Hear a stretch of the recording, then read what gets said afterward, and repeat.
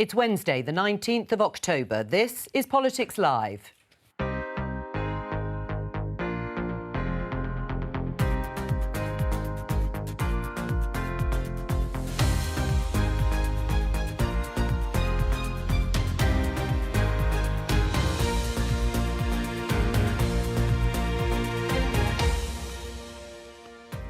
Joining me today, Conservative MP Nickie Aiken, Labour's Kim Leadbeater, Alison Phillips from the Daily Mirror and LBC's Iain Dale. Today, I will not be putting my heating on until I'm absolutely freezing. I just won't do it. will pensions keep up with rising prices? I know your viewers would want me to give certainty here and now. I'm not in a position to do that. Will Liz Truss keep her pledge to crack down on strikes? If ministers want to pick a fight with us, we are more than ready. Animal rights campaigners have been pouring away milk. We'll ask them why they're taking this action.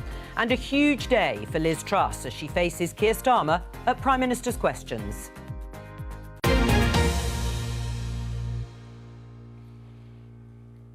It is Liz Truss's third Prime Minister's Questions since last Wednesday. Not much has happened. She sacked her Chancellor, appointed Jeremy Hunt as his replacement. He's junked almost her entire economic prospectus, leaving her leadership hanging by a thread. So my opening question for today, Nickie, to you first, is what does Liz Truss need to do today at the dispatch box? Well, I think she has to do exactly what she's been doing this week. You know, she's accepted that the growth plan is not... it's a matter of timing for me, Joe. Everything in the growth plan I agree with, but it was a matter of timing. And so you agreed with all the tax cuts that have just been junked? Absolutely. I'm a Conservative. I'm a low tax, small state Conservative, but it was about timing. And the fact that the markets reacted the way it did, she has accepted that it was the wrong time. And you know, she's got Jeremy Hunt in now, and I think he's really has come in a calm head and is taking a relook at everything. So what's the point of Liz Truss? She is the Prime Minister. She was elected in a democratic process only a few weeks ago. But everything she stood on is pretty well gone. And she's accepted that. She has made that very clear that mistakes were made. She said sorry, and now we move on and we wait for the Chancellor's statement on the 31st. Kim Leadbeater, what do you want to hear from Liz Truss today? What does she need to do? Well, I probably disagree with Nickie in terms of it being a matter of timing. I think it's a matter of time. I think it's a matter of time before Liz Truss goes. And my bigger concern around that is the damage that is being done to our country and to our constituents at this really important time. So all I've done really since I came into Parliament about 16 months ago now is watch the government and the Conservative Party eat itself alive at the expense of our international reputation and to the detriment of the people that we are paid to represent. And I find it heartbreaking that we are seeing scenes, as you've just shown in the footage there, of people who literally cannot afford to put their toaster on, who cannot afford to heat their babies' bottles. These are people's real lives. And all I'm seeing down here in Westminster is Conservative MPs in corners going through this repetitive power struggle as to see who can be the next one to step forward and try and save the sinking ship. And I find it very depressing and I find it very upsetting. And I am, most people will tell you, one of the most positive people you can meet, but it's not good. It's not good for our country and it's not good for our constituents. We'll talk about some of the things that you have just mentioned in terms of cost of living and decisions that the government is going to have to make, according to the Chancellor, Jeremy Hunt. Do you have faith in Liz Truss? Is she going to lead you into the next election? Look, we need to have economic stability. We're all clear about that. I do not want to see coverage like you've just seen now of a pensioner worried about putting the heating on. That is unacceptable. But whose fault is that? But then we need political stability as well. So at the moment, we need to steady the ship. We need to let the Chancellor do what he's going to be doing over the next 2 weeks, looking properly at what we should be doing, and then we move on. What does Liz Truss need to do? Well, I think probably for her own political survival, such as it will be in the short term, she needs to see that she can string a sentence together in PMQs today, because she needs to get some confidence from her backbenchers. But I think we're all agreeing it's a matter of time. What the country, I think, needs her to do is is properly hold our hands up to the situation we're in. There's so much talk over the last few weeks about confidence in the markets, and so work has been done now to restore some confidence in the market. But what about confidence of the people? All those people that today have woken up thinking, right, the triple lock might be going on pensions. All the people that were concerned about the social care. We've finally thought we might have a solution to that. That's going. There's all the concerns about what they mind for health and education. And yes, there's been, Liz Truss has said in previous weeks, oh, don't worry, I'm not going to touch health, I'm not going to touch education, I'm not going to touch defence. But we cannot believe a single thing that she said now. So what about the people who need confidence? What should she do? Well, she's got to give the most stonking performance ever that a Prime Minister has ever given at Prime Minister's questions. It's as simple as that, because the mood on the Tory backbenches, Nickie knows this, is, I mean, they're about, we understand that there may well be over 100 of them that have now expressed no confidence in her to Sir Graham Brady. He's been having frantic meetings apparently with the Chancellor as well, which, I mean, you think, well, why is he doing that? And she needs, I mean, I hear what you say, Alison, about stringing a sentence together, but she needs to do a hell of a lot more than that. I mean, in terms of just talking about some of the Westminster machinations, if you're saying that many letters have gone in, no confidence letters to Graham Brady, the senior Conservative, in charge of the Committee of Backbench Conservative MPs, would that not precipitate another leadership contest? Well, you would have thought so, wouldn't you? But the rules, I gather, say that a new Prime Minister has a year's grace. So they've already reached the 54 target. We understand. We think it's a lot more than that. But he's saying, well, it needs to be half the parliamentary party. So about 170, 180 letters before he will do anything. But he must have told Liz Truss this. And just, I mean, think of it from a human point of view, from a confidence point of view. I mean, you can already tell by her demeanour that interview she did with Chris Mason, her confidence is shot. Yes, well, talking of Chris Mason, very conveniently, we have him ready. Our political editor, the BBC's political editor, Chris Mason. Let's just do the human element first of all, Chris, because, yes, Iain Dale mentioned the interview that you did with her about can she survive, how long can she survive, what's happened to her authority. She carried out that bizarre press conference on Friday where she looked lost and disoriented. You know, how's it going to feel today, standing up in the Commons chamber after everything that has happened to her leadership and have to face Keir Starmer and her own backbenches? We should never forget the human, because it's absolutely the core, isn't it, of how an individual, whether a minister or anyone else, a prime minister, experiences, you know, a big moment. And let's be frank, it's going to be humiliating for the prime minister this lunchtime. It can't be anything other than that, when on just one specific, which normally, by the way, would be huge, but in the context of what's swirling around is just one of many things, that last week there was that exchange around spending cuts with Keir Starmer, where she said absolutely, you know, they'd be sticking to the plan. And of course, now we're at this point where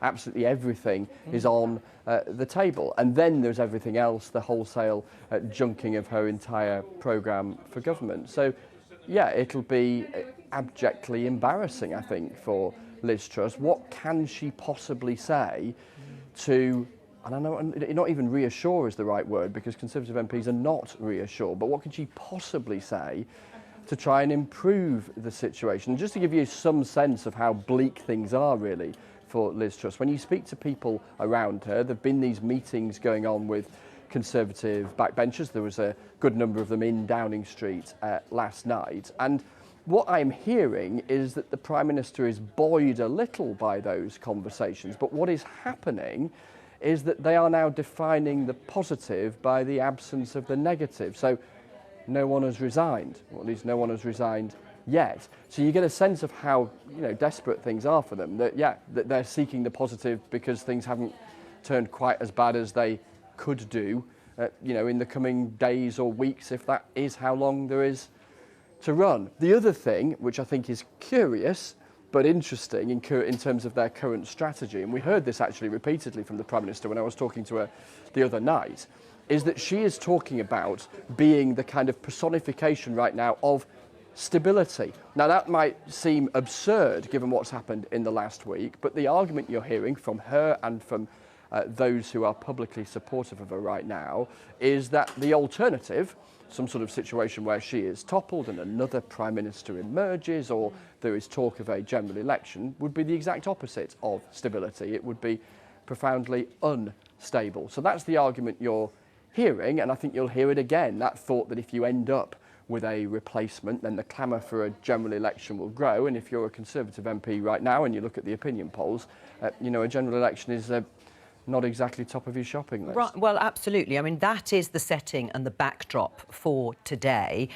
Questions about how long Liz Truss can survive as Prime Minister. I mean, one headline we can show viewers in The Independent, Michael Gove, the former Cabinet Minister, obviously a critic, as we know, of Liz Truss, saying no longer question of if Liz Truss goes, but when. We have that in statement, that important statement from Jeremy Hunt, the Chancellor, on October the 31st.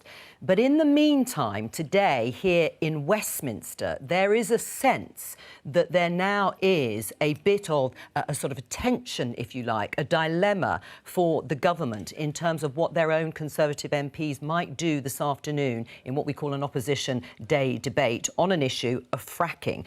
This from the journalist Kevin Schofield is a tweet, Chris, that says, message to Tory MPs from Deputy Chief Whip Craig Whittaker declares that this afternoon's vote on fracking, Labour want to ban it for good, is a confidence motion in the government. Lots of Tory MPs, as we know, are opposed to fracking in their areas. One MP says, big test.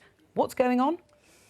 So what is going on is the kind of magnification of a particular issue into a broader argument that the government is making. So on the specific of fracking, you'll remember that Liz Truss has argued that it should be allowed to happen in communities that are happy to sanction it.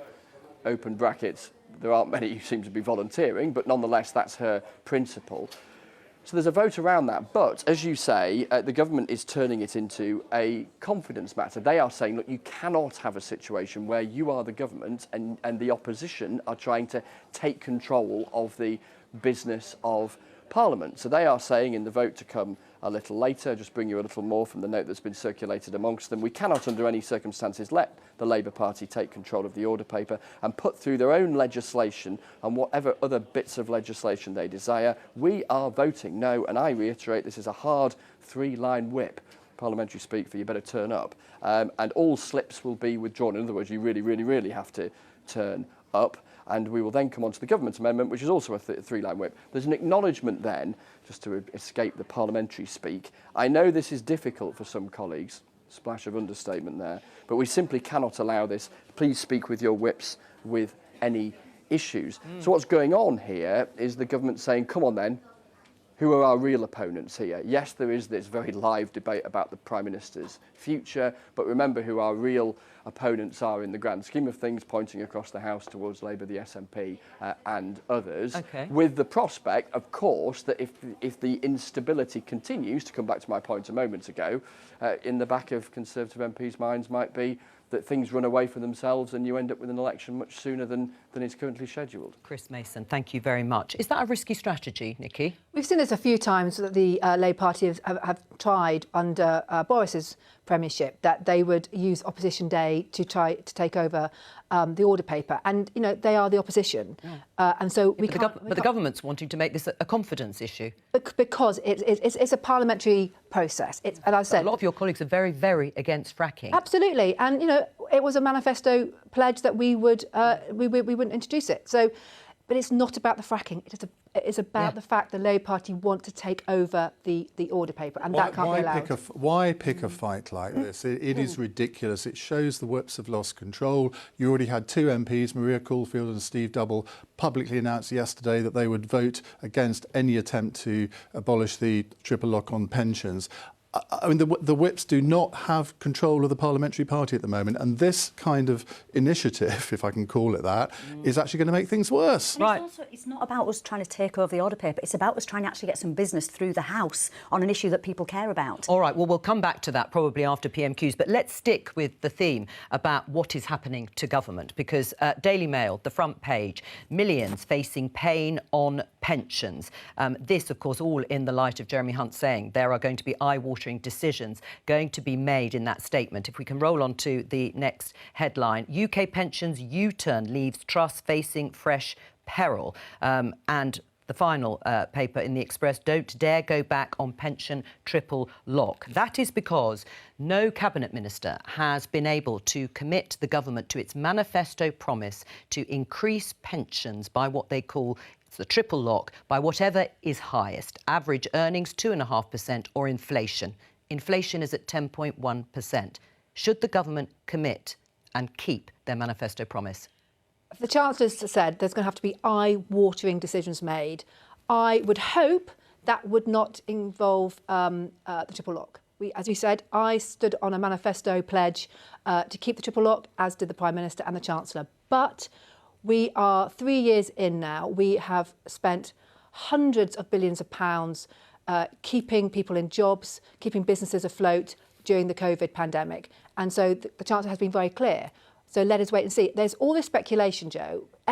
Before every budget and every financial statement, there's always speculation in the papers about what will go, what will come in. Fueled by the government. You can't punish pensioners for the mess of the last few weeks. I absolutely agree. And we're seeing, and we saw in your beginning of your programme today, pensioners not wanting to put on their heating. That is unacceptable. We have got to make sure that we support the vulnerable. Right, so you want the government to keep the triple lock? I would want to keep to our manifesto pledge, but as the Chancellor said, nothing's off the table at the moment. But Liz Truss, we don't have to go that far. But Liz Truss said last Wednesday, there will be no cuts to spending. Can we believe anything that she says? Well, she has accepted now that the growth plan was the wrong plan at the time, and therefore the new Chancellor is looking at everything.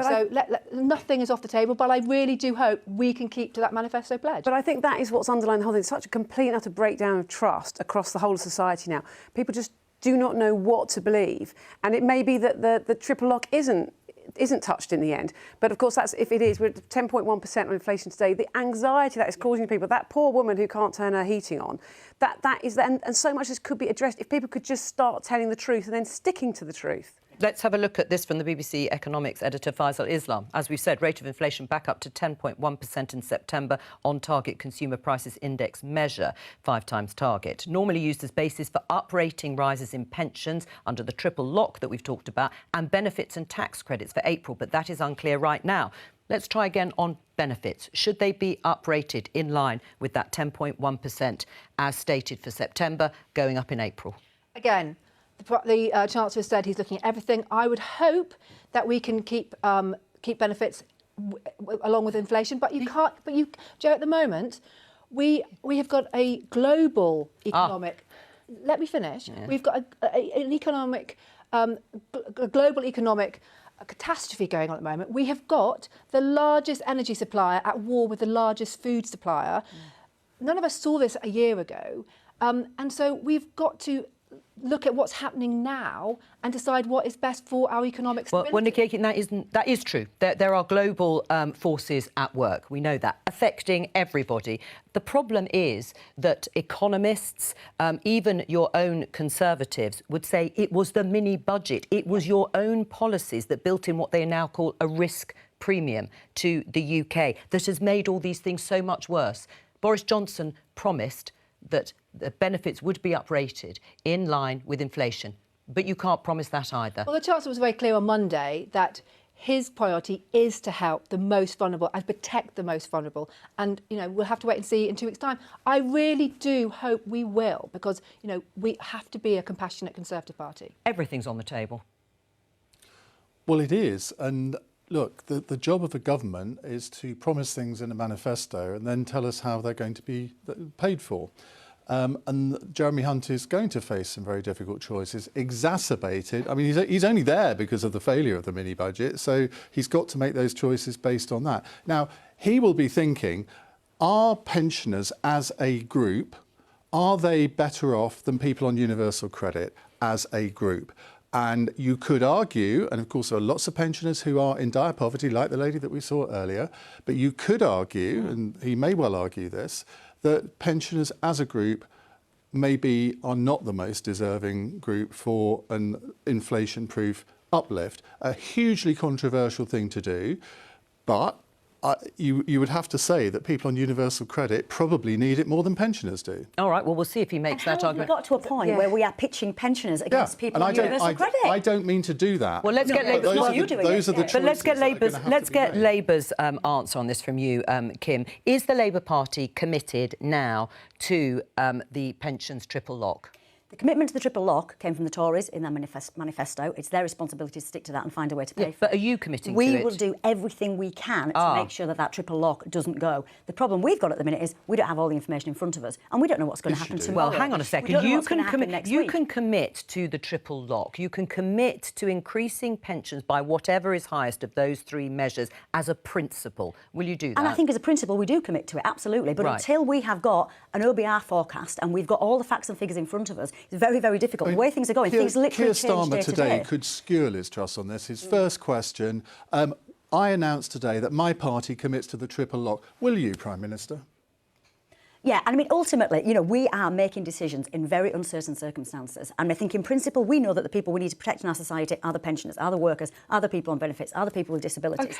But we haven't got the full package of information in front of us. No, but you've got quite a lot of information. And if you are going to commit to all of those things, Kim, where are you going to find the money? Is it going to be from tax rises? Is it going to be from the sort of spending cuts that we've just heard from, but not in the areas you've just outlined, that long list? Or is it going to be government borrowing? Right, so we need an OBR forecast and we need to have all that information in front of us to make those decisions. Things are literally changing day by day by day at the moment, so it's very, very difficult for us to make any sort of very, very, definitive commitments. But I'll tell you what, I would say I'd rather have Rachel Reeves and Keir Starmer making those decisions than whoever the Tories wheel out next. But why? Based on what evidence? I mean, we know from the Office for Budget Responsibility and the Institute for Fiscal Studies that borrowing is still going to be in the region of around £100 billion in 26-27.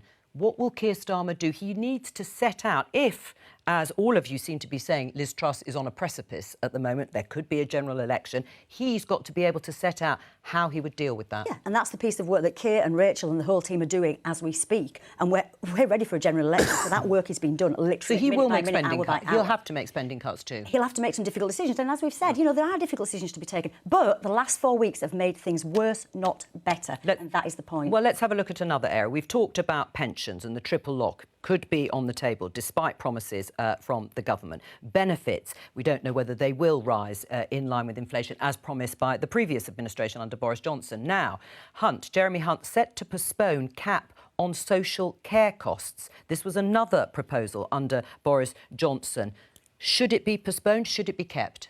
I've been through the social care situation with my father last year, and I know how tough it is trying to get social care for our elderly parents.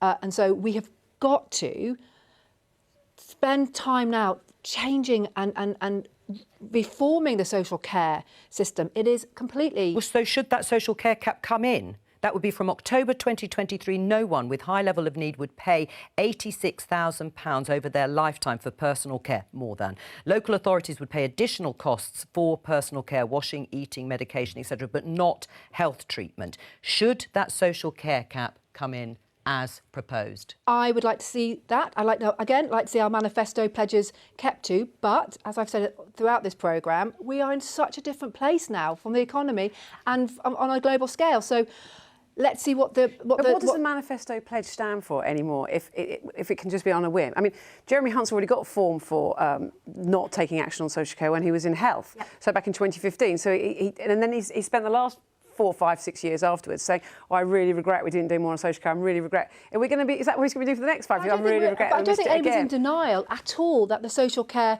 system is broken in this country. It really is. I mean, I've seen it myself personally.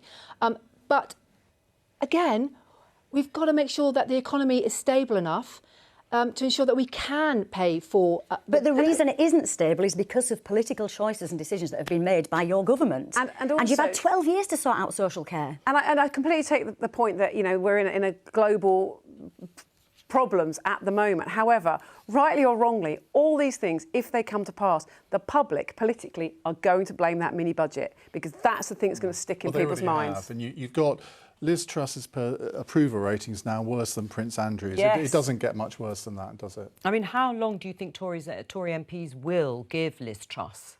Well, I'm astonished that she's still there, Are frankly. I expect her to be gone very, very quickly. Well, she's just got into the car, leaving number 10 Downing Street, making that short journey to the Houses of Parliament, the Palace of Westminster, because she will be standing up in 20 minutes' time to face not just Keir Starmer, the Labour leader, but also her own backbenchers. As Iain Dale just said, she wasn't there for the urgent question. Prime Ministers aren't always there for urgent questions put by the Labour Party. That was Penny Mordaunt, Leader of the House of Commons, but she was there, of course, for the statement from Jeremy Hunt. Let's talk about strikes, because we are expecting more strikes. More dates have been set over pay and conditions. These are rail strikes on the 3rd, 5th and 7th of November, announced by the RMT yesterday. It's not just rail strikes, though. Unions are warning of mass walkouts in all sorts of areas. This is the headline in The Times. Bring it on. TUC leader Francis O'Grady lines up coordinated wave of winter strikes. During the leadership campaign, I hate to keep pressing the bruise, Nickie Aiken, but Liz Truss pledged to bring forward legislation to crack down on strikes within 30 days of taking office. Well, today is the 44th day of Liz Truss in her leadership role. Where is that legislation? I believe it's coming.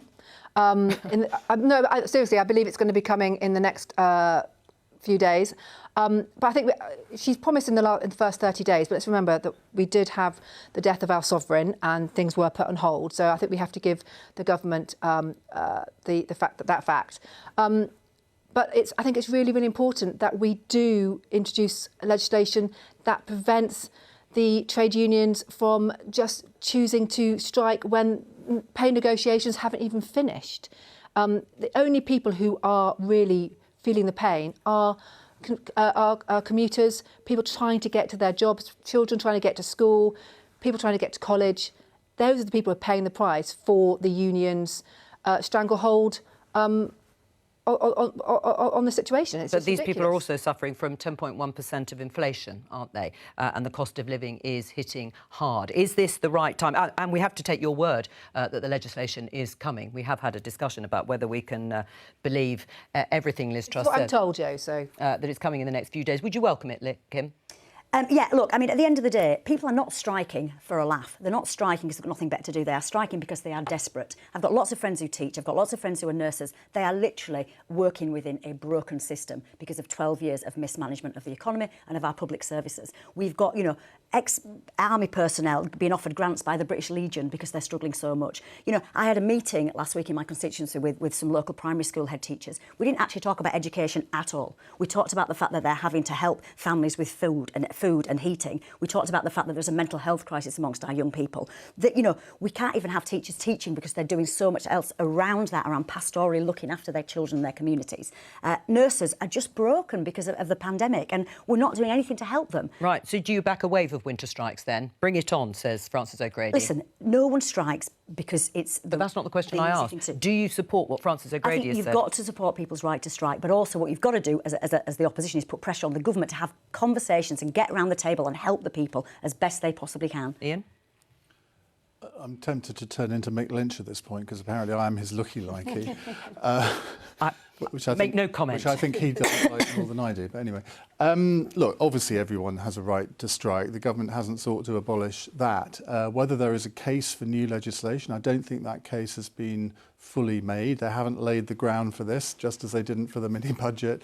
And I think, look, people are getting frustrated, but I know from people who call into my radio show on the RMT and ASLEF strikes, they actually enjoy a much bigger degree of support from the general public than any other strikes in the past. And I think that ought to be worrying for the government, because I think there will be people who say, well, this is a sledgehammer to crack a nut. I completely agree. And in this country, there are less rights in many ways for people to take industrial action.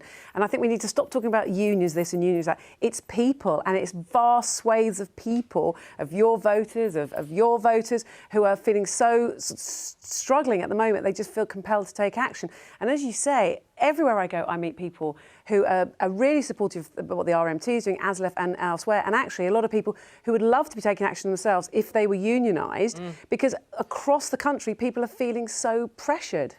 What sort of pay offers should be made? 10%? Look, again, we need to look at it in the round up. We look at all the evidence in front of us. Kim, you don't need to look at the evidence on this. They want an inflation level or inflation busting pay rise. Most of the workers who are either proposing to go on strike or who are going on strike. The government isn't the paymaster here. No. It's a private sector. But what would you like to see? What would you support?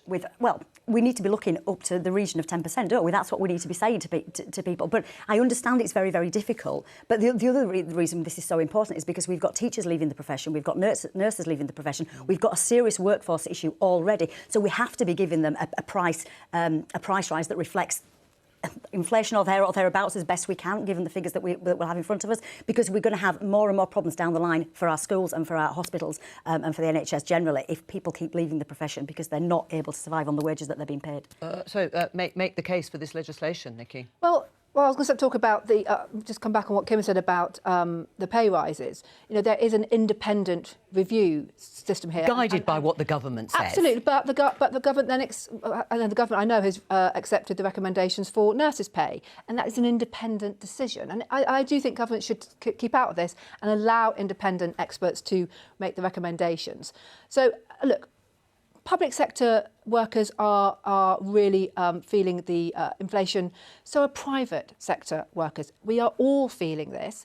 Inflation does bite into our wages. And, you know, I do not see the argument for putting on more strikes, stopping people getting to work and really, really having a damaging effect on our economy when we should be growing our economy. So every strike day causes us so much economic damage. In central London, which is the economic powerhouse of the country, you know, you see it on every strike day. People are staying away. So the cafes and the bars and the restaurants and the barbers, do something about these ridiculous Just Oil strikers who are damaging the economy by what they do. Well, we did that last night through the public order bill that went through. And we're going to talk about it in just a moment. I think we're going to just dip into the chamber since we've got just under 15 minutes to go until Prime Minister's questions. There we go. It is starting to fill up. MPs will obviously be keen to hear from the Prime Minister and the questions being posed by Keir Starmer. Let's return to the issue of these strikes. You won't support the legislation if and when it is brought. No, I don't believe we are supporting the legislation when it's brought through. Just a quick one. The other thing that really annoys me about this is the teachers that were given a recent pay rise, the schools had to find that money themselves. So when I met with head teachers recently, this is the thing that I think the public probably aren't aware of, they were given a 3% pay rise, I think it was, and they had to find that money from their own budget. So the government aren't giving them any more money to fund the small pay rises that they're getting already. So they've now got to decide, do we get rid of a member of staff to keep the rest of our staff? What do we give up on? Do we give up on after-school clubs? Do we give up on school trips? You know, so these really difficult decisions. Well, let me ask you, what is it that you oppose specifically in the legislation? Minimum service requirement if there are critical workers actually out on strike, 50% of the workforce being balloted, and a pay offer being presented before any ballot can take place. I'm not over the detailed legislation, John, to be honest with you. So you don't necessarily disagree with the parts of the legislation being put forward when it comes? I'd have to look at it in more detail. But you're going to oppose it anyway. I mean, there's. Yeah, I think I'd probably the fair answer is that I would have to look at it in more detail when it comes through. I mean, isn't that a problem? Most people would say, well, what's wrong with those things? I don't on the 50% of balloting the workforce. I don't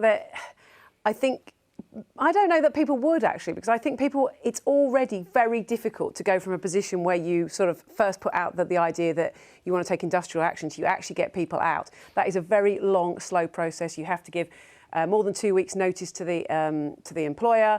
There's lots and lots of little hoops you have to go through, and it's just putting more and more obstacles in the way of workers being able to voice their absolute rights. Iain? I think the minimum service requirement is legitimate, because particularly on essential services, and I think trains do count as essential services, so I'm not against that. The 50% thing, I think, again, that's a rod for their own backs, because, of course, very few governments are ever elected on 50% of the actual electorate, are they? So I'm not sure about that one. All right, well, you raised the issue of a different kind of protester.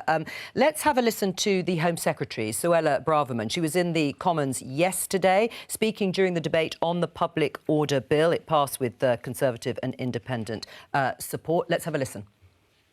It's the Labour Party, it's the Lib Dems, it's the coalition of chaos, it's the Guardian reading, tofu eating, wokerati, dare I say, the anti-growth coalition that we have to thank for the disruption that we are seeing on our roads today. What did you think when you heard Suella Braverman speaking like that? It's not language I would use, Jo. I think that the people who are demonstrating pouring milk in M&S are actually being counterproductive when it comes to persuading people that we have a climate change emergency. You know, we have come so far in this country to persuade people that there is a serious issue with climate change, and you know we are changing people's views on it. We are changing people's habits, and when you see people using basically criminal damage to persuade people to change their minds, that it's not going to work. And I think that these people really need to have a really deep thought about what they are actually trying to achieve, because at the moment they are turning people off. Well, let's speak to one of them, Robert Gordon, spokesperson for the protest group Animal Rebellion. You weren't actually at the protest. We're going to show some pictures, Robert, of some of your colleagues in the group pouring milk away in Edinburgh, in London, in supermarkets like Marks and Spencer's and Waitrose, and also Fortnum and Mason. We're seeing those pictures now. Robert, perhaps you can answer what Nickie was saying about your actions. Yeah, well, first of all, thank you. Good morning, Jo. Thank you for having me on to talk about this really critical conversation. I think it's important to remember that we do this because we care really deeply about our families, our livelihoods, and our environment. These are the same reasons that millions of people are standing up to a system and government that have failed them, like the rail workers, barristers, and other strikers who will be soon joined by nurses and teachers this winter in strike action, and like the RSPB and National Trust, who are calling on their millions of supporters to take to the streets in opposition to this government's attack on nature. All right. So well, 99% have had enough. Right. And we're simultaneously all gone. And you think it's justified by pouring milk, which we've just been seeing. Iain, what do you say, having seen those pictures? Well, it's pathetic, isn't it? I mean, he makes out some sort of green person who cares for the planet. That's what he's supposed to be. And yet he's fully in favour of these sorts of actions, which, I mean, who do you think actually clears up the milk after it's poured away? Answer me that. Robert? Look, we're doing what is necessary to achieve change. And I acknowledge 100% that when we take this kind of action, there is disruption and inconvenience, and I apologise sincerely. Well, maybe if your people actually stayed behind and cleaned it up, that might be something. You disgust me. We have to look at the bigger picture, and that is that we are in a cost of living and climate and ecological crisis, and the government aren't acting on that. Kim? Look, I just don't think this is a remotely helpful way to protest at all. I mean, I support peaceful protest. I support people's right to protest. I think this is incredibly unhelpful. I think it's disrespectful. As Iain says, who's got to clean up that mess after you've gone? You know, there's different ways to make your point, and we all know that we've got a climate emergency, but this is just not helpful, and I think it's... Can I come back as well? Sorry, Kim, but also, you know, you talk about cost of living crisis. Well, the amount of money that local councils have to spend clearing up the mess, the amount of numbers of police officers who have to deal with this when they should be on the streets fighting crime, and they're having to deal with a bunch of basically spoilt people who think that you know, anarchy is the best way forward, and all you are doing is turning people off your debate. Well, let me get Robert to respond to that directly, because you're being described in a way that I'm sure you're not comfortable with, but how do you defend your actions? Particularly, you're not winning over anyone on the panel here. Well, like I said, we're doing what history shows is necessary to achieve change. You know, these kind of tactics are how women in this country got don't like it yourself the suffragettes, mate. No way. Are you going to let me please finish? Go on, Robert, finish. Invite me on. So this wouldn't be happening if the government were taking, you know, the common sense, science-backed solutions to these crises. We should stop looking at what these activists are doing and more be asking ourselves why. Why are ordinary people stepping up and taking this action? And it's because the 99% have had enough. Right. We're going through a summer where, you know, we saw record-shattering temperatures, where 60 homes and businesses burnt to the ground, into a winter where people aren't going to be able to afford their homes and heat their food because of unaffordable. The thing is, Robert, what people will say is, are you not, your actions, just distracting from the core issues that you have just outlined for people? People are discussing your tactics rather than the important issue of climate change. Alison? I was going to say, we are discussing climate change on this programme, which we wouldn't necessarily be discussing anyway. We're not, actually. Well, but I mean, it's got airtime, which it hasn't got. I mean, there's plenty. What they do is criminal damage. That's breaking the law. Those people are being arrested. That's fine. Those opportunities are there. And I guess those people pour milk in Marks and Spencer's in Norwich, knowing that was a risk. Fine, but it is getting attention. And maybe we, as a society, we have to think, if people are so frustrated that they're driven to doing this sort of things, maybe we need more avenues for these people to be able to talk about how they feel. Iain? Well, they're going to get fewer opportunities to talk about how they feel, because I'm not going to give this guy any publicity on my show. I'm fed up with these people who think that they can disrupt the country. Fine, have the argument. But do you think that about all protesters when it comes to those locking on, when it comes to those gluing themselves to the roads? When Extinction Rebellion started, I thought they were rather refreshing in the way that they were doing it. I thought they were persuading people to their cause, and then they got taken over by the usual sort of suspects in these things, and they've become a fringe group now who do things that don't convert anybody to their cause. And I'm sorry, the media, I'm not criticising you, but the media collectively falls into their trap too often by giving them the oxygen of publicity. Robert, final word to you. Yeah, we're not doing this for publicity. We're doing this well, for... you are doing it for publicity, but yes, carry on. And instead of opting for more crackdowns that wouldn't be out of place in Putin's Russia, we should be listening to those people who are standing up and saying no, and talking about the solutions. That's what we should be here talking about. And I will happily do that with people who don't do the sort of things that you lot are doing. Robert Gordon, thank you very much. That's Robert Gordon from Animal Rebellion. But on this issue, why didn't you support the Public Order Bill? You were pretty disappointed in the action taken there, and the Public Order Bill would help stop it. Because we've got to give people the right to protest. It's just how that protest is done, isn't it? We've got to give people the right to protest and express themselves. There's plenty of ways of dealing with people who are protesting illegally already. There's plenty of things. What they did in Marks and Spencer's was illegal. Arrest them, fine. Yeah, but the trouble is they're arrested and then nothing else happens. I mean, this is where Suella Braverman, I mean, she talks tough, but, OK, she's only been in office for 6 weeks, but that kind of divisive language... It was appalling. It was appalling. I was embarrassed and I to see never that thought last night. I would hanker for Priti Patel. Oh, well, on that, Nickie, I don't know if you're hankering for Priti Patel, but what did you make of what Suella Braverman did say? You said you wouldn't use that sort of language. Is it because the government is struggling so much on the economy, so much when it comes to financial issues, that it is going for the sort of inflammatory language as seen by both Iain and Alison here in opposition, really, to what's being discussed? I think the Home Secretary was frustrated that the Labour Party wouldn't support the Public Order Bill when, you know, we have people gluing themselves to roads, stopping people from getting about their daily lives, stopping emergency vehicles getting to sick and dying people, and just bringing parts of central London and other places to a standstill. It's just ridiculous. And we do need to keep up with modern day protests. Look, I believe fully in the right to protest. I've been on protest myself. But, you know, there are new modern ways that people use to demonstrate their anger at certain things, and you can't have people gluing themselves to roads and stopping central London. She took that situation and she used it as yet more ammunition in the culture war that she wants to rage in this country, so that rather than actually trying to find solutions to these problems, everyone just pitches against each other, and I thought it was disgusting behaviour. Iain, do you agree? Is that what it is about the culture war? Well, there are politicians who seem to want to promote division rather than bring people together. I thought the whole idea of this anti-growth coalition was just preposterous. I mean, who is, apart from the likes of the previous guest there, who is against growth? Everybody is in favour of growth. So what you're doing is creating an artificial dividing line, and that is not where we need to be in our modern day politics. Let's take viewers into the chamber. As you can see, it is almost full.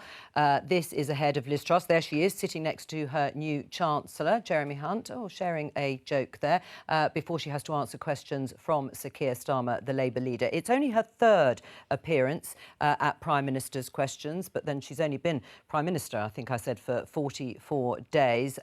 The pressure will be on. What do you think the atmosphere is going to be like? It's going to be electric, rather like 100 years ago today when the Conservative Parliamentary Party met at the Carlton Club to depose David Lloyd George as Prime Minister, exactly a century to go, as outlined in my new book, Jo. Oh, you got it in there in the end. What do you think? I mean, what about the pressure on Sir Keir Starmer? Well, this is his moment. I mean, quite how quickly he actually wants Liz Truss to go, because every day that she stays in office is another day we're closer to electoral oblivion, really, for the Conservative Party. And what do you think he needs to do?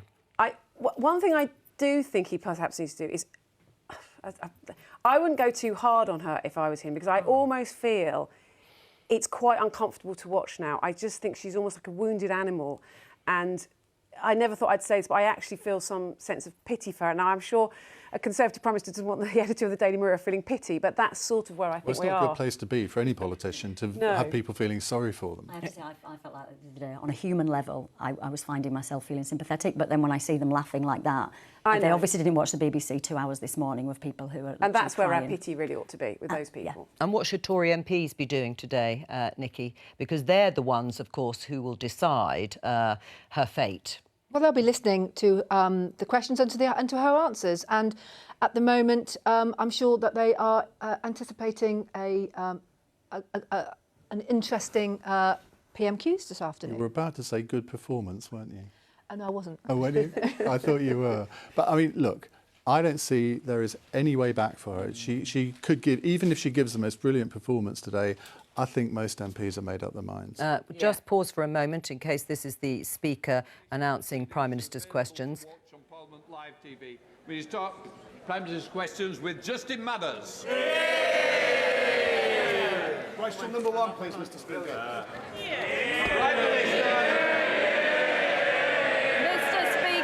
Mr. Speaker, this morning I had meetings with ministerial colleagues and others. In addition to my duties in this House, I shall have further such meetings later today. Justin Madders. Thank you, Mr. Speaker. When the penny dropped for the Prime Minister on Monday and she realised that her budget was responsible for crashing the economy, she should have come to this House to explain herself and to apologise to the millions of people who will now be paying hundreds of pounds extra a month on their mortgages because of her mistakes. But now she's here, can she tell us, given the absolute chaos her government has created, why the Chancellor lost his job but she kept hers? Mr. Speaker, I have been very clear that I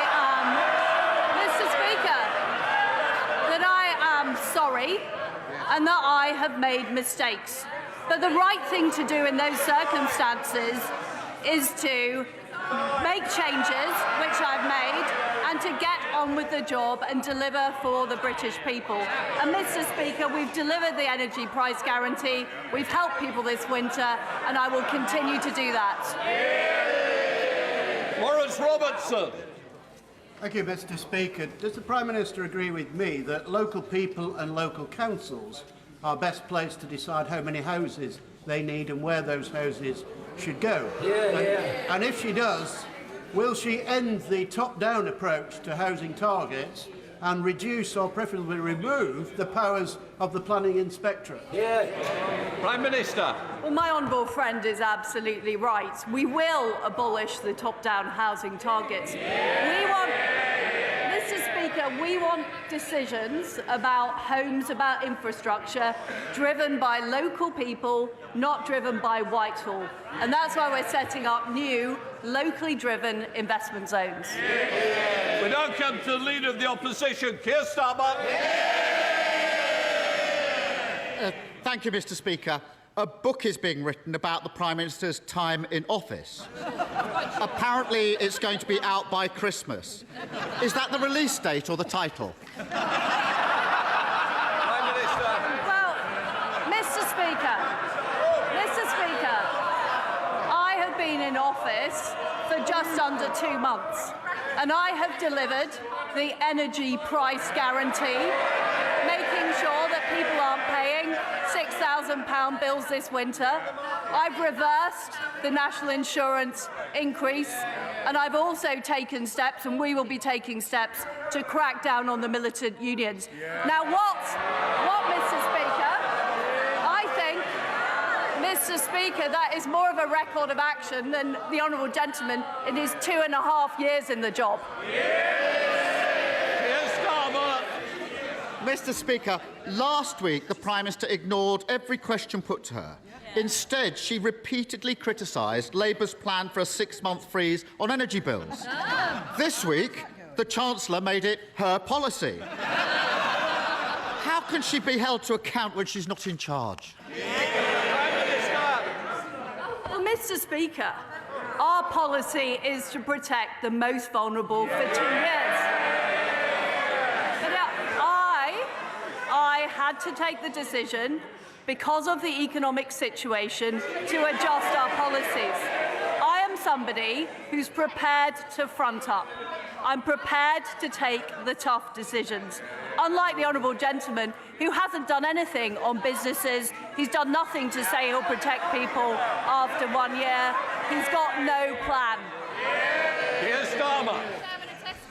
Mr. Speaker, last week the Prime Minister stood there and promised absolutely no spending reductions. They all cheered. This week, the Chancellor announced a new wave of cuts. What's the point of a Prime Minister whose promises don't even last a week? Prime Minister. Well, I can assure the right honourable gentleman that spending will go up next year and it will go up the year after. But of course, we need to get value for taxpayers' money. The Labour Party has pledged hundreds of billions of spending pledges, none of which they've retracted. The honourable gentleman needs to reflect the economic reality in his policies. Mr. Speaker, those spending cuts are on the table for one reason and one reason only, because they crashed the economy. And working people are going to have to pay 500 quid more a month on their mortgages. And what's the Prime Minister's response? To say she's sorry.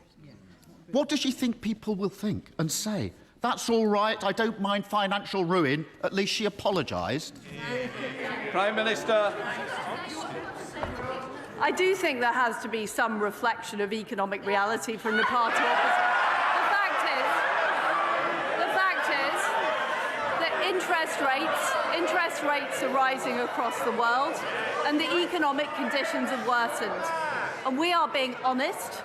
We're levelling with the public, unlike the honourable gentleman who simply won't do it. And what is the honourable gentleman doing about the fact that train workers are again going on strike? The fact is he refuses to condemn the workers. We are bringing forward policies. Mr. Speaker, we are bringing forward policies that are going to make sure our railways are protected, people going to work are protected. He backs the strikers, we back the strivers. Mr. Speaker, she's asking me questions because we're a government in waiting and they're an opposition in waiting. There's no getting away from this. Millions of people are facing horrendous mortgage repayments. And she's admitted it's her fault. She shouldn't have conducted an economic experiment on the British public. But it's not just her. They put her there. They're keeping her there. Why on earth would anyone trust the Tories with the economy ever again?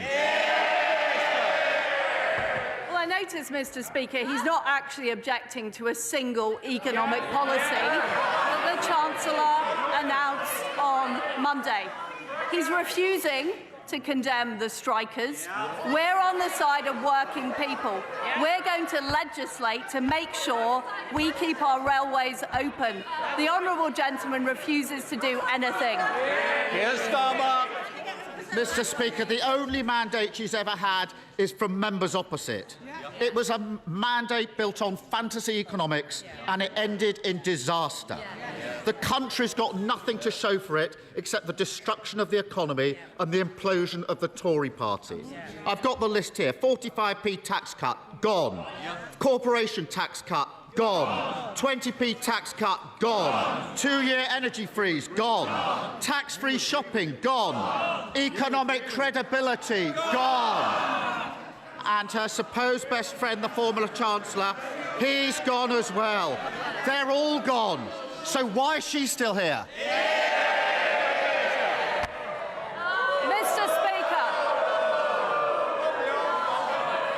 Mr. Speaker, I am a fighter and not a quitter. I have acted in the national interest to make sure that we have economic stability. Prime Minister. Order. Order. I'm going to hear the Prime Minister. I suggest that all members need to hear the answer. Prime Minister. Mr. Speaker, I am a fighter and not a quitter. We have delivered on the energy price guarantee. We've delivered on the energy price guarantee. We've delivered on national insurance. We are going to deliver to stop the militant trade unions disrupting our railways. The honourable gentleman has no idea, he has no plan, and he has no alternative. James Grundy.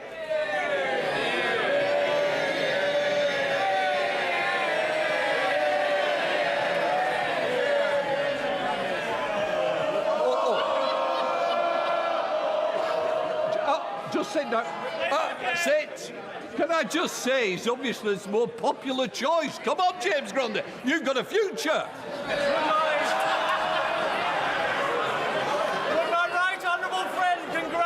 Lee Centurion's rugby league team on their recent promotion to Super League, bringing millions to the local economy, and furthermore, would she also guarantee that our excellent women's Euros team, including Ella Toon from my constituency, Tyldesley, will receive the number 10 reception that they so deserve? Prime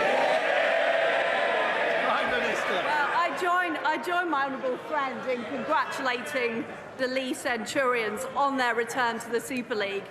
I had the huge privilege of meeting the Lionesses last week, a fantastic team who won a major tournament for us.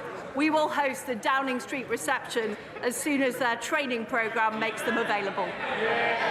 I look forward to Rugby League invite as well. Let's now come to the leader of the SNP, Iain Black. Thank you, Mr. Speaker.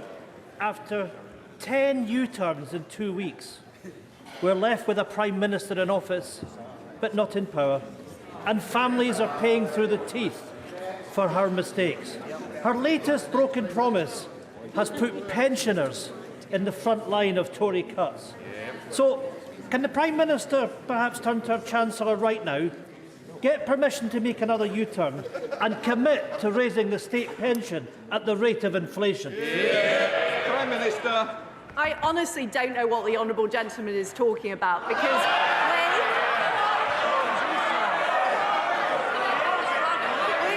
we have been clear in our manifesto that we will maintain the triple lock, and I am completely committed to it. So is the Chancellor. Well, Mr. Speaker, it's no surprising that the Prime Minister's approval ratings are collapsing with an answer like that. The worst polling result for any Prime Minister in history. She's just thrown 12 million pensioners under the Tory bus. And it's not just pensioners feeling the pain. In the last week alone... I also want to hear Mr. Blackford.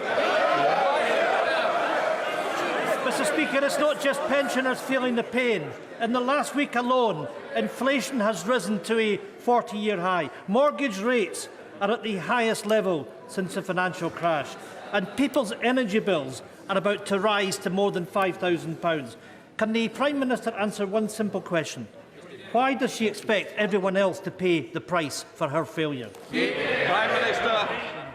I don't think the honourable gentleman can take yes for an answer. I've been clear, we are protecting the triple lock on pensions. And if the honourable gentleman is concerned about the economy, why does he continue to advocate for separatism, which would plunge the Scottish economy into chaos? Gary Sambrot. Thank you very much, Mr. Speaker.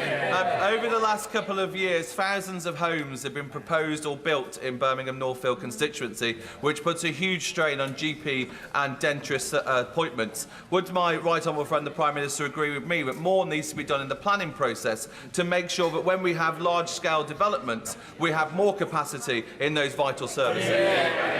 Prime Minister. Well, my honourable friend is absolutely right. When we build new houses, we need to make sure there are GP surgeries, schools, infrastructure, and that's why we're introducing a new infrastructure levy to make sure more of the money from developers goes on supporting local communities. Ed Davey. Mr. Speaker, millions of family carers have been forced to cut back on food and heating.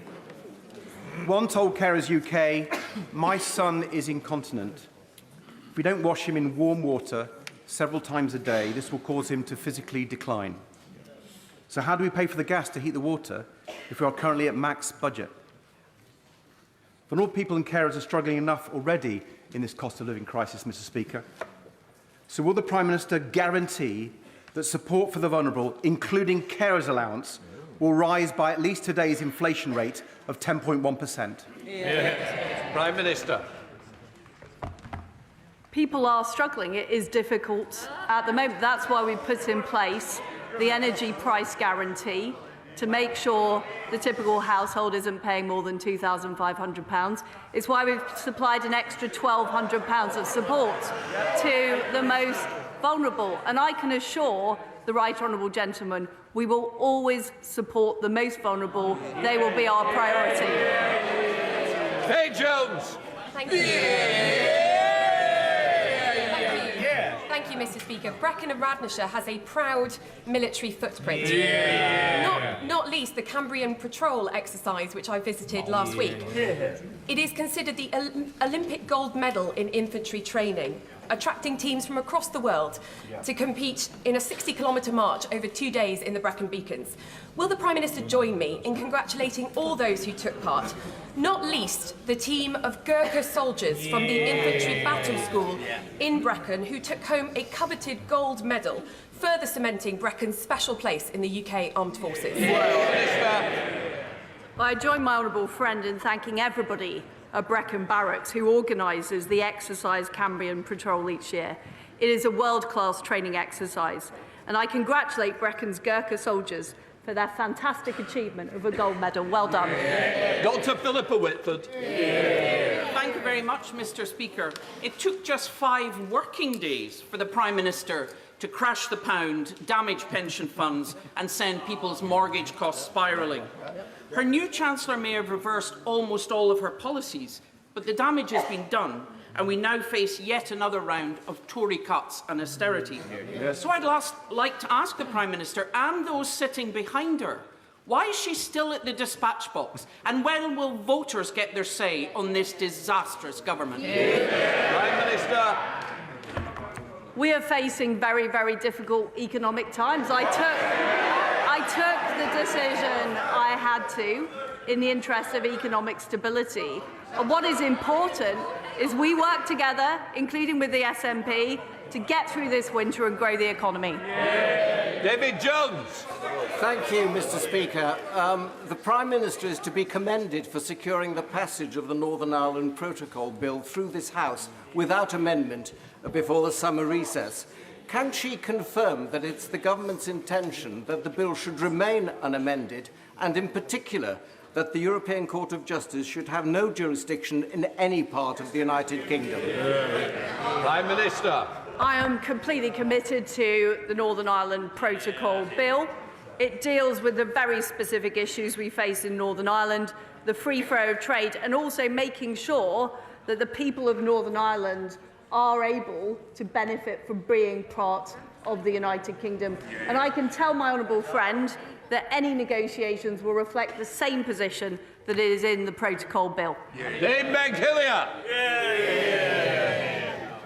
Mr. Speaker, we understand that this afternoon's vote on fracking is deemed a confidence vote in the Prime Minister.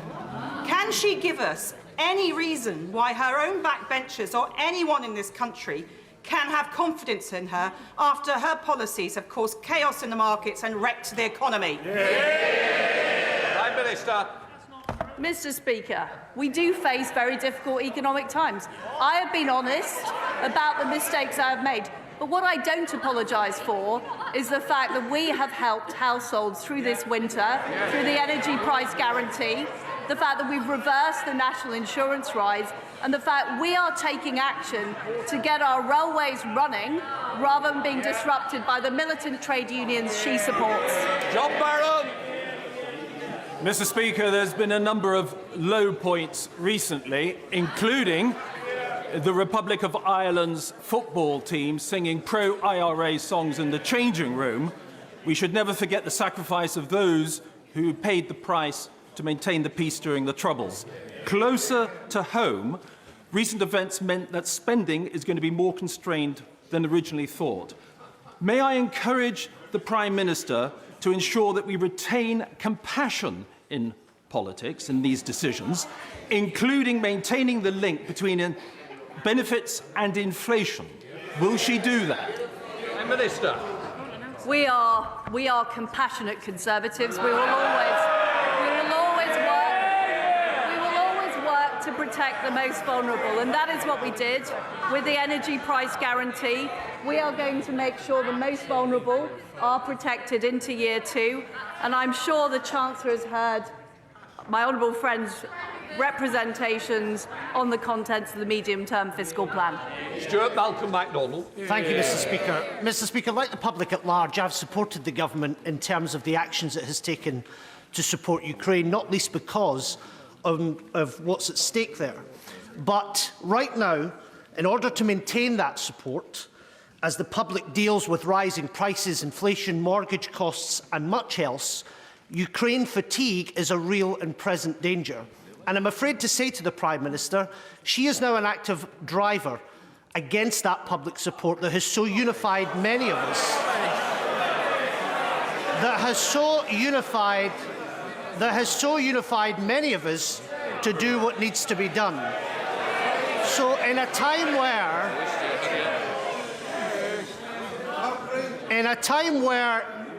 where resolve in support of Ukraine needs to be steeled, will she make sure that she commits from the dispatch box that the economic and military and political support won't be another casualty under this Prime Minister?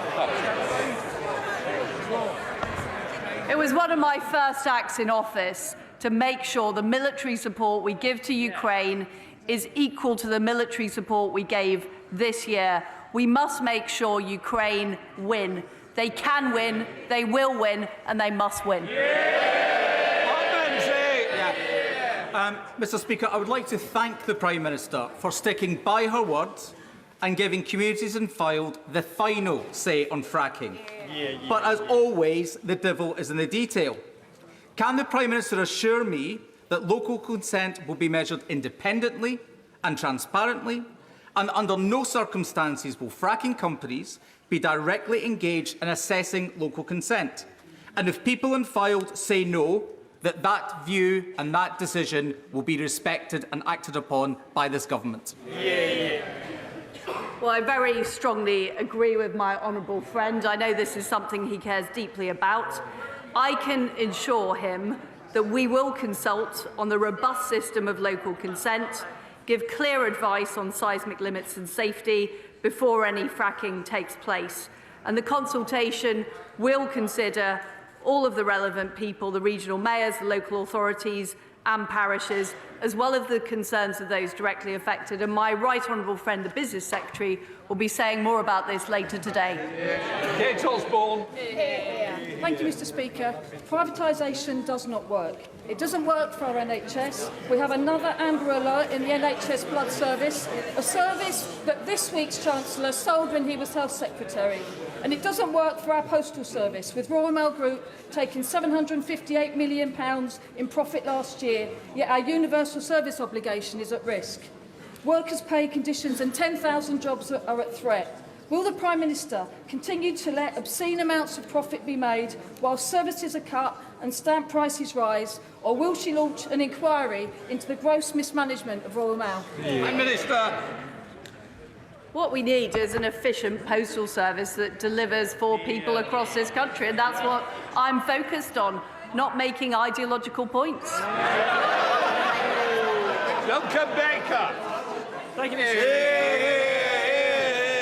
Thank you, Mr. Speaker. When I was in business, it was a real privilege to employ very many talented, bright young people. I always found that when you believed in somebody, when you gave them the opportunity, they went on to thrive in their career. That's why tomorrow in North Norfolk I'll be launching my new scheme, the 100 Apprenticeship Challenge, to drive 100 new apprenticeships all over a rural constituency. Would the Prime Minister please thank not just my DWP office and Julia Nix, who's been fantastic, the district councils, the county councils and an awful lot of stakeholders who worked for over 6 months to deliver this fantastic scheme to drive growth and jobs for young people across my constituency. Well, I do want to thank Julia and her team for the fantastic job they're doing, and also you as the local member of, my right honourable friend as the local member of Parliament. Apprenticeships are a fantastic way for people to learn and gain experience, and I'm proud that we've created 5.1 million apprenticeships since 2010. Smith. Mr. Speaker, the Prime Minister's Chief of Staff is in hot water after lobbying on behalf of a Libyan warlord and Big Tobacco. It turns out he's also lobbied for PPE giants Sante Global. Is it wise to have a lobbyist at the centre of Downing Street? Prime Minister. Mr. Speaker, all appointments in Downing Street are properly checked through the propriety and ethics process, and that is the way that we do it in a completely impartial way. Andrew Mitchell. Thank you, Mr. Speaker. When my right honourable friend was Foreign Secretary, I know that she was acutely aware of the importance of British soft power acting in our national interest. Will she confirm today the promise we both made in 2010 when this government first came into office, that she will not balance the books on the backs of the poorest people in the world? Minister. Well, can I pay tribute to my right honourable friend for the fantastic work he did as International Development Secretary, and I am proud that we have rebalanced our international development budget to focus more on humanitarian aid and more on women and girls, and no doubt more details will be set out in due course. Sarah Owen. Thank you, Mr. Speaker. The last Tory Prime Minister was forced out after a series of dodgy dealings and failing to take responsibility for any of it. So what's this Prime Minister getting the boot for? Her plan that crashed the economy, forcing fracking on communities who don't want it, or will she do the decent thing and go and call a general election? I have taken responsibility and I have made the right decision in the interest of the country's economic stability. Steve Bryan. Thank you, Mr. Speaker. Every single member in this House will have constituents waiting for treatment within the COVID backlog. The Health Secretary's priorities are absolutely right, including her B for tackling the backlogs. Can the Prime Minister reassure me that the government is committed to the series of elective hubs that we've promised, including at the Royal Hampshire County Hospital in my Winchester constituency? Prime Minister. Well, my right honourable friend, the Health Secretary, has set out her plans to deliver on dealing with the COVID backlog, and she will continue to work on that and make sure we deal with what was a massive pandemic, creating a backlog. We will deal with it. Bertie Gardner. Since the mini-budget, thousands of my constituents have been in mental anguish and despair. I recognise that the Honourable Lady has faced a week of mental anguish and despair herself. She has had people angry with her, she's had people who have mocked her. But having had that experience, what will she now do to improve the health care, the mental health care for people in this country, so that the anguish that they face in the coming months is properly responded to and dealt with? I could say My right honourable friend, the Health Secretary, has set out a very clear plan of how we're going to deal with the backlog created by COVID, how we're going to make sure people get timely GP appointments, and how we're going to improve on the services in our hospitals, including mental health services. Waitley. Thank you, Mr. Speaker. The government is facing tough choices, but people living with dementia face unlimited care costs, and that is not a choice. Can my right honourable friend assure me that she is committed to social care reform to end that worry and relieve pressure on the NHS? Prime Minister. Yes, we are committed to social care reform. We do need to deal with those issues. Greasy. Thank you, Mr. Speaker. It's always better to see a Prime Minister at her desk rather than underneath it. And now that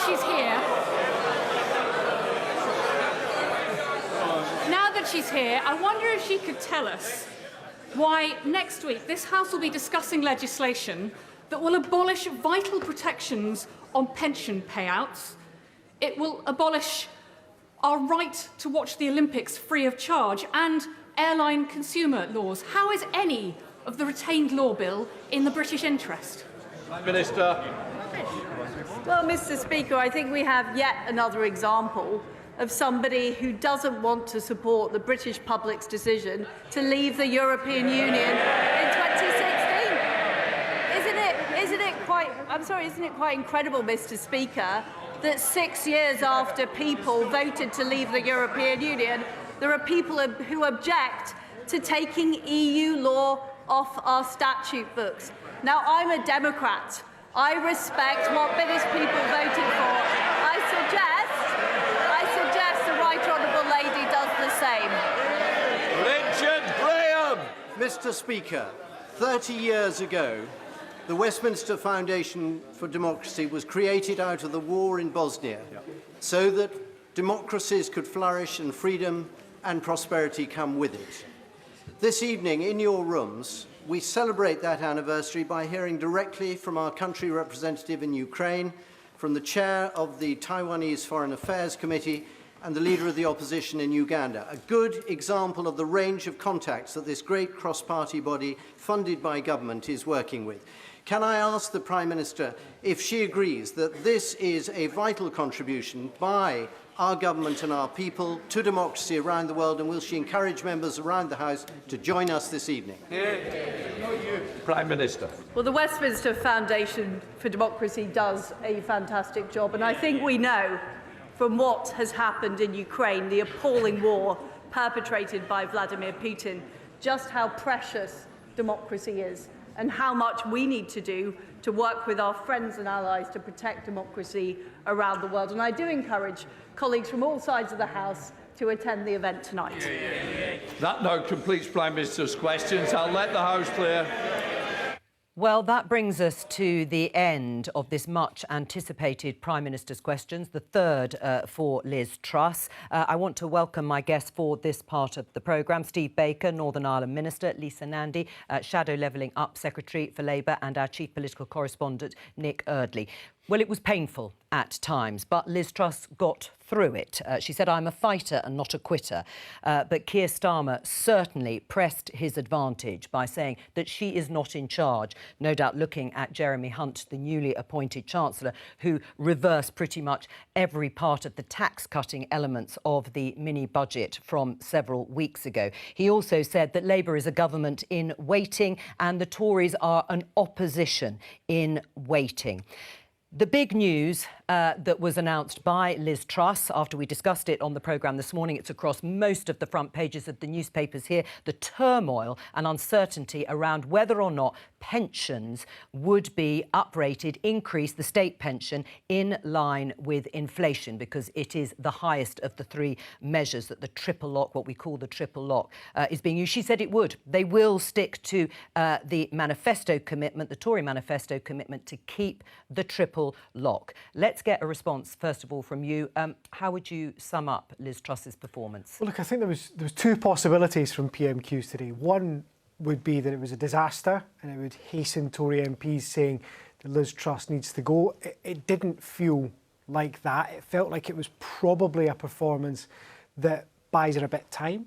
Coming out fighting is designed to reassure Tory MPs that she still has something to give, but that's very different from it being the crisis over. I don't think it means that we can calculate anything other than Liz Truss lives to fight another afternoon. Can she survive, Steve Baker? Yes, she can, of course. What, in the long term? Yes, and of course the thing is, it's up to her whether she stays or goes. There's no mechanism for colleagues to remove the Prime Minister. Is that what you got from her saying, I'm a fighter, not a quitter? She won't go easily.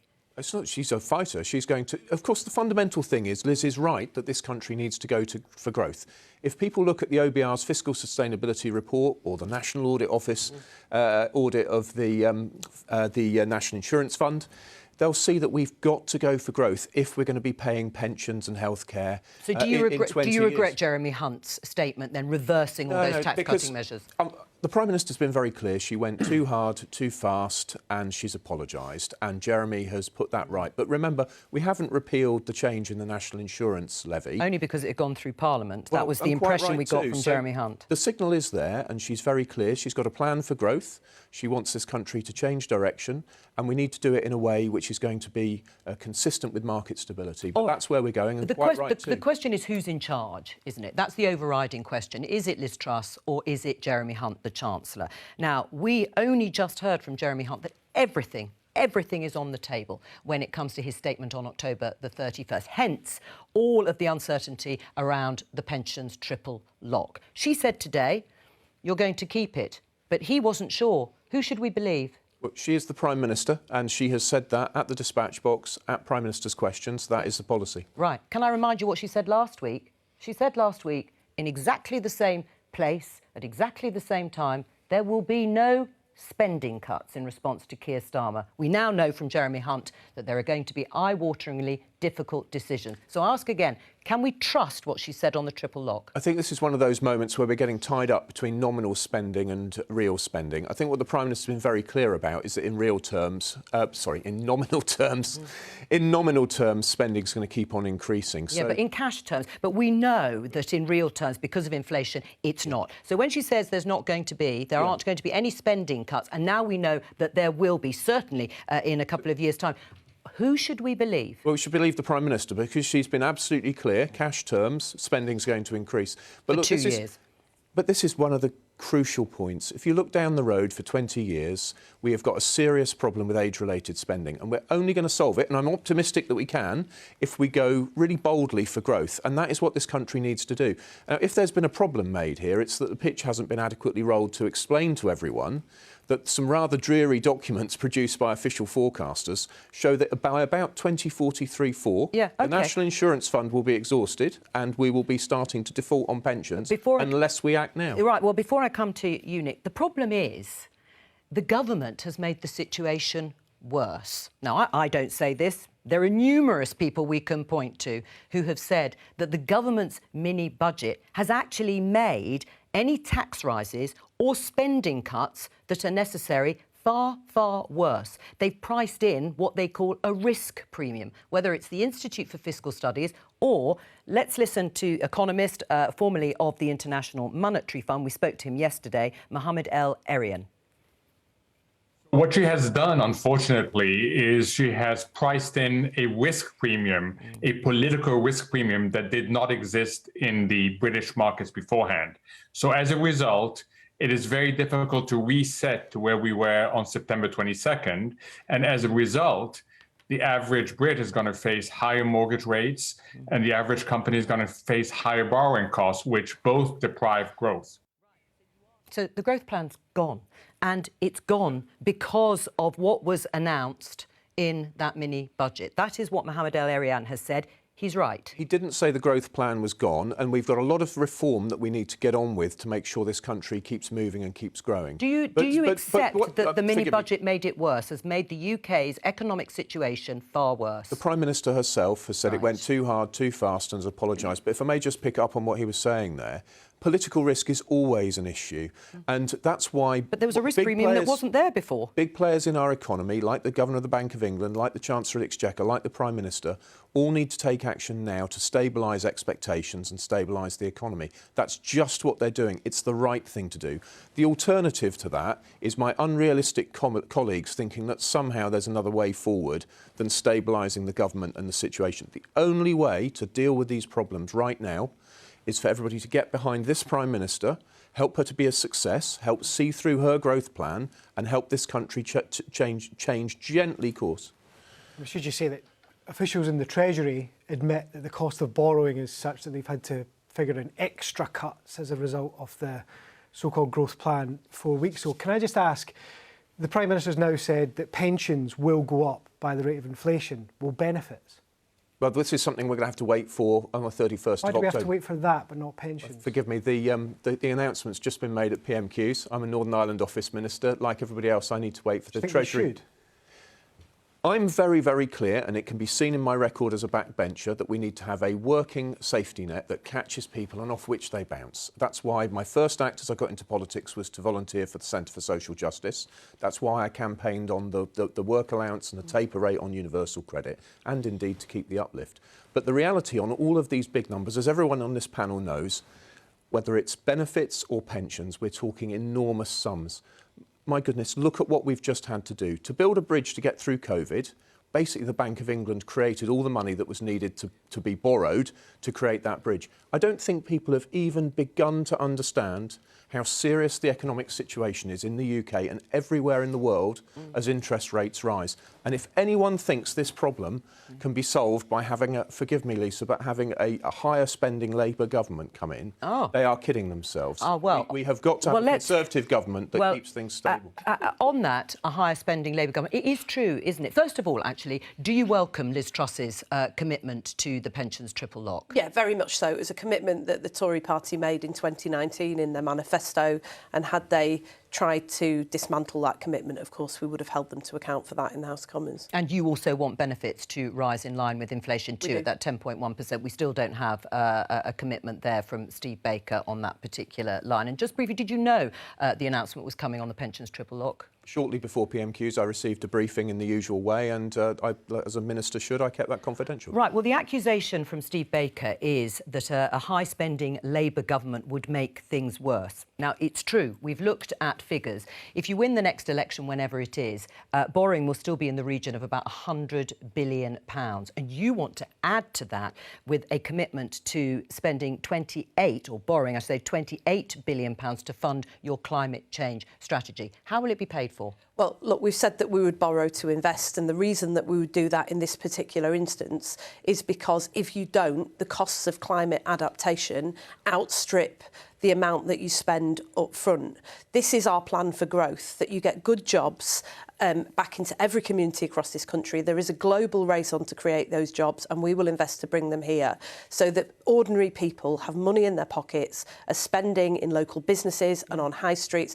That's how you get growth. Right. There's no question, though, Joe, that people will be paying the price for what happened 2 weeks ago for a very long time to come. We won't have a magic wand in government, and we will be careful with every single penny of people's money. We won't make unfunded borrowing commitments. And why won't we do that? Because we've just seen what happens when you have a government that does. It crashes the economy. It leaves working people with £500 a month extra on their mortgages on average. This is something that this country just simply cannot afford anymore. Do you think Labour was wrong then to support so much of Kwasi Kwarteng, the former Chancellor's announcements in the mini-budget? Because you did support an awful lot of it. No, look, we said we wouldn't oppose things like cutting taxes on working people, because you listen to Steve, you would think that this Tory government had just appeared out of nowhere. The truth is we need growth in the economy because we've had 12 years of low growth, and that's why we've got higher taxes on working people. But we have consistently called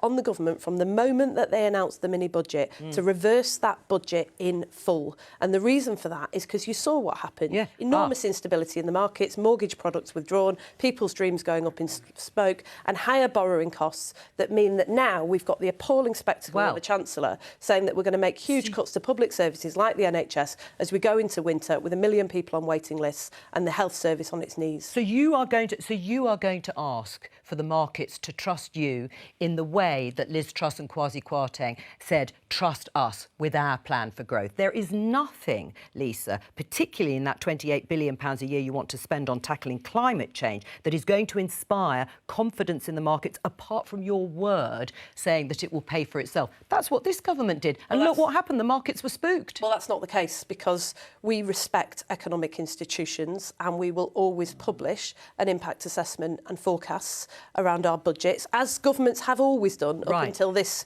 government, so it was about to get confidence back into the markets. But it wasn't the policies you were against. Let's be clear. You did support the government's plan to cap average energy bills for 2 years, longer than your original plan. You supported the national insurance tax cut and the 1 penny cut in income tax. You thought that originally. No, we think you did support it. We think it's absurd, the idea that you can cut taxes for the richest, that you can load the burden onto working people, that you can announce billions of pounds, tens of billions of pounds of unfunded borrowing commitments. You can gag the OBR and refuse to allow them to tell people what this is going to mean for the economy and then expect that to succeed. There isn't a serious economist in the country who thought that you could get growth by cutting taxes for the richest. We've got to get money into people's pockets, because it's only by empowering businesses, local leaders and communities across this country that we can get Britain working again. But you did support unfunded borrowing. No, we didn't. You did support unfunded borrowing. You did support the cut in the penny tax. I know it looks like we're in government at the moment, because frankly it doesn't look like they are. You want to be. This was not our mini budget. We opposed it in full, and we consistently called on the Tories to repeal it, because you saw what happened. It unleashed damage that people are going to pay for years and years to come. Just to be clear, Keir Starmer said on the first day of Labour conference you would get rid of the 45p decision, but you would keep the decision to reduce income tax by a penny. That was part of what was junk, so you didn't oppose the whole thing at the start. We said we wouldn't oppose it, but look, here's the thing. Liz Truss thinks she's going to soldier on till 2024. I'm not sure she'll soldier on beyond this afternoon, but if she does, and we get to that date when a general election is called, we are going to set out plans that meet the moment. We have no idea what we're going to inherit, and what we're not going to do is make unfunded borrowing commitments that load the damage and the cost onto working people for years and years to come. That's what they've done. We're not going to do it. Why should anyone trust what this government says, whether it's Liz Truss or whether it's Jeremy Hunt, on the back of the risk premium that has been priced in, as institutions have said, because of that mini-budget? Let me just show you this headline in the Financial Times. The BT pension scheme suffers £11 billion hit in turmoil triggered by the mini-budget. We are still seeing the consequences of that mini-budget. Higher government borrowing costs at almost every time scale. The fact that the Bank of England has felt compelled to raise interest rates, perhaps faster and harder than otherwise if the mini-budget hadn't taken place, that's increased people's mortgages, people on fixed-term mortgages. The Bank of England stepped in to rescue the pensions industry because of the way it's regulated. Do you accept and do you want to apologise to people who are suffering as a result of your reckless mini-budget? So the Prime Minister has accepted that the budget went too far, too fast, and she has apologised. But if I may, the point here, there's so much to disentangle in what you've just said. Disentangling the various effects of the Ukraine war, COVID and COVID lockdowns and restrictions. Those, but what I'm saying is it's been made worse.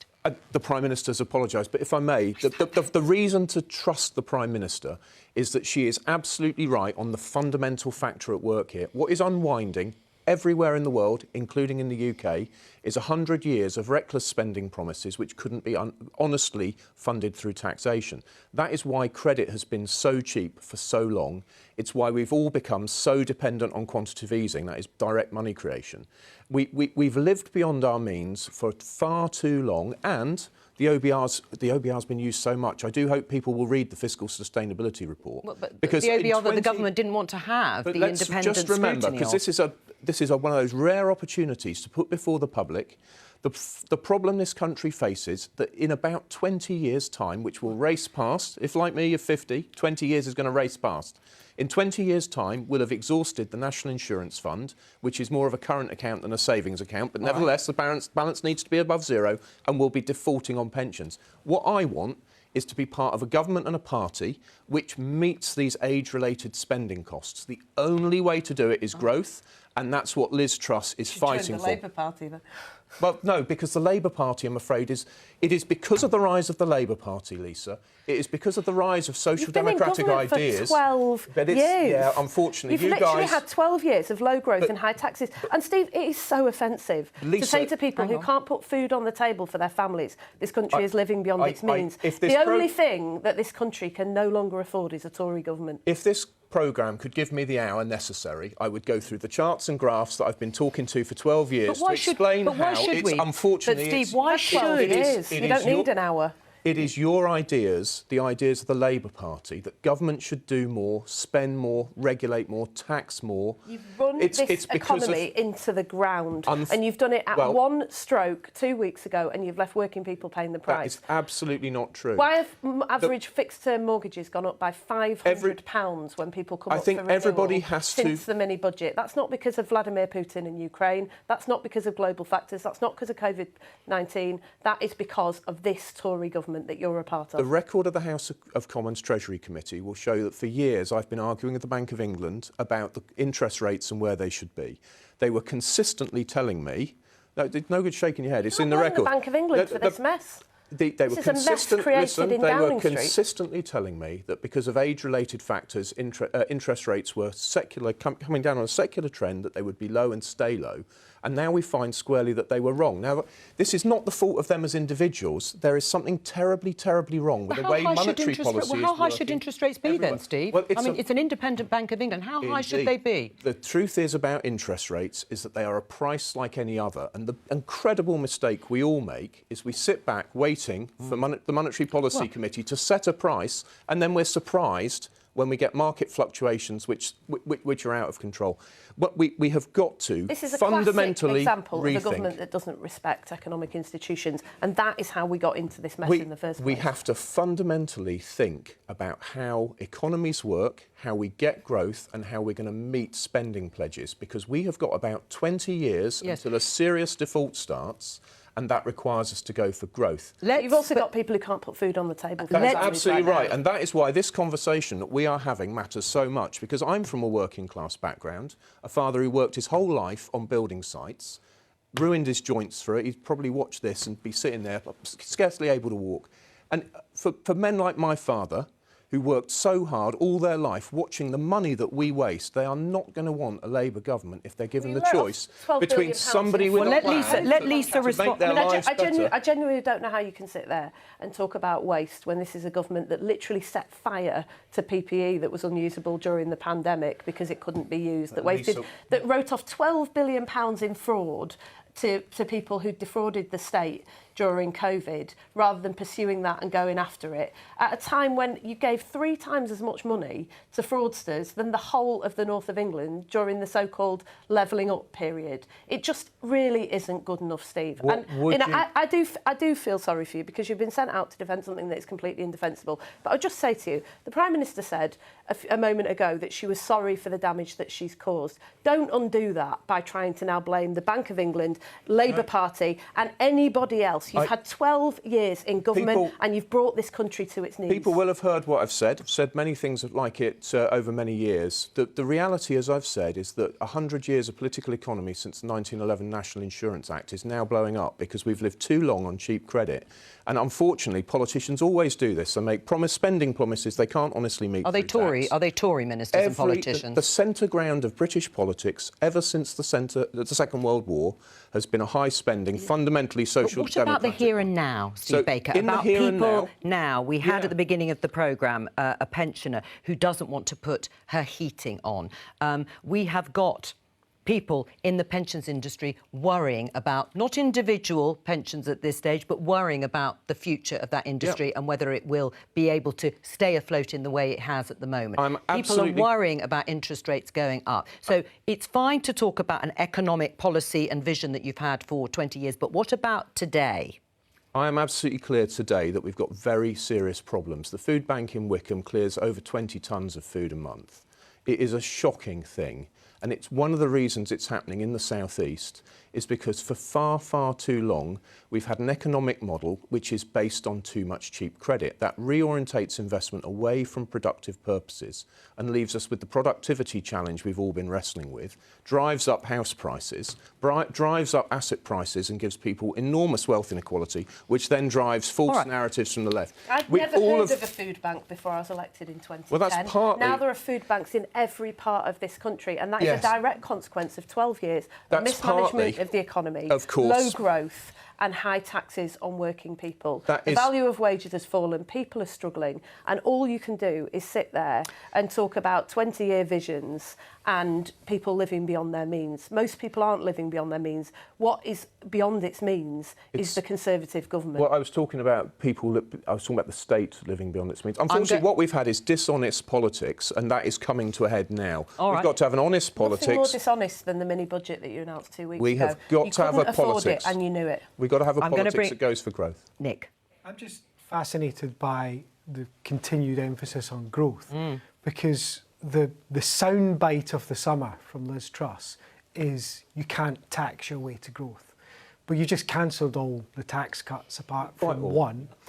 And the Treasury is, as we speak, drawing up plans to increase some taxes. Probably not personal taxes, but taxes on banks and businesses.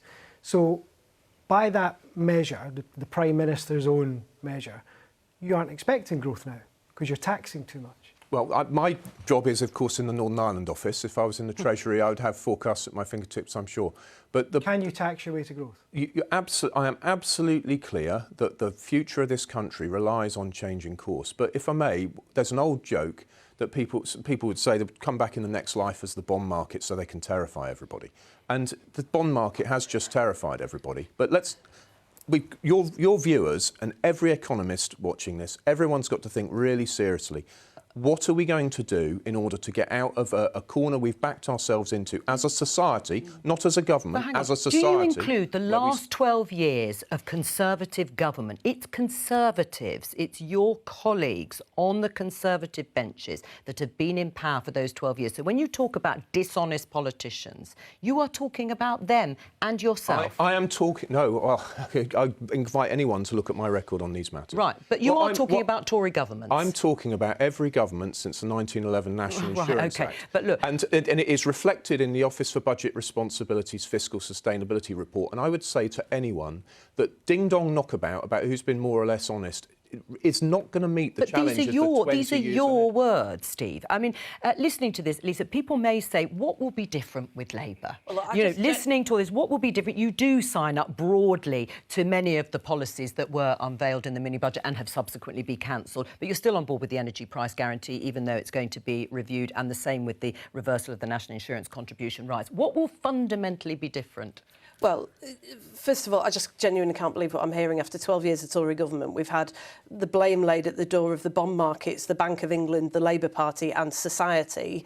Not a word about the Tory government that's presided over sluggish growth for 12 years and higher taxes on working people. We believe that you can only grow the economy by getting businesses and people working in every part of the country. That's why we've said we would invest in clean energy. There's 1 million jobs on the road to net zero and we'll invest to bring them here. It's why we've said that we would cut business rates and freeze and then reform them so that we can get businesses thriving on our high streets again. We wouldn't support cuts to corporation tax because we don't think it's the right thing to do to protect the profits of the biggest companies. The biggest choice is this: who pays? There is now economic pain. There's no question about it because the government has crashed the economy. What are we going to do about it? We're going to make sure that those with the broadest shoulders bear the greatest burden. Well, taxing the big energy companies who are crying out for it, by the way. The head of Shell Except as we know from your own figures, it's only going to amount to £8 billion, which is not an insignificant... We've scrapped non-dom status and put more resources into the NHS. There is a clear